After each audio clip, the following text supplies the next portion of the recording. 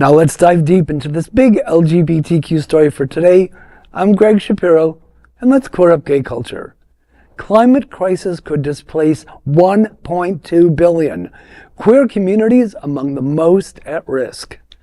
A new report warns that by 2050, an estimated 1.2 billion people could be forced from their homes due to extreme weather and disasters driven by climate change, and experts warn that LGBTQ people will face unique and heightened risks. This is not the most recent warning.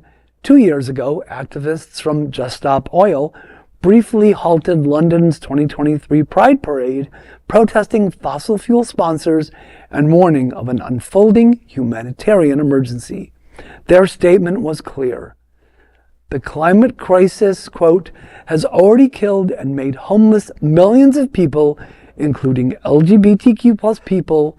Due to their position at the margins of society, LGBTQI plus people are especially vulnerable, end quote.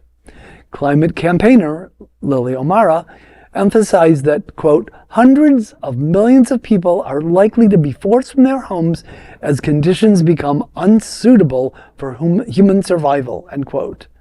Queer people of color in the global south, she said, are among the first to feel the impact. Research underscores these fears. The Williams Institute found that same-sex couples in the U.S. are more likely to live in areas with higher climate risk, coastal regions, and cities already facing extreme weather and limited resources.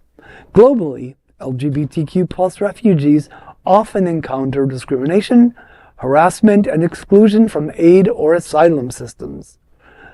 Legal scholar Owen Jackson warns that courts and governments often fail to recognize how climate change intersects with persecution. Quote, if courts view climate change as affecting everyone equally, it is more difficult to justify why LGBTQI plus people are uniquely vulnerable, end quote.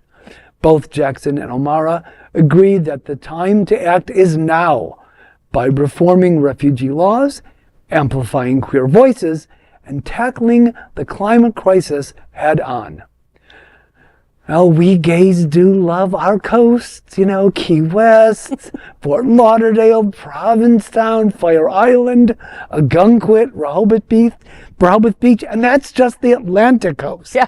We're not even talking about the Pacific coast or the coast of Lake Michigan, and how it's going to affect Chicago. So I know that there are LGBTQ folks leaving Wilton Manors as we speak, moving to Palm Springs, but I'm just not ready to trade the water for the desert or wildfires or mudslides or earthquakes.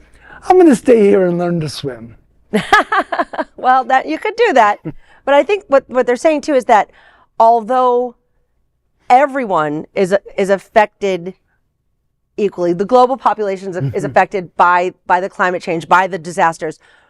What happens to the population after the disasters is what's not equal. Right. Because of fear of persecution in a refugee camp. Right, like, what are you doing in my place? Right, exactly. And that's absolute fact, where you think, well, everybody who lives there is going to suffer the same. Yeah.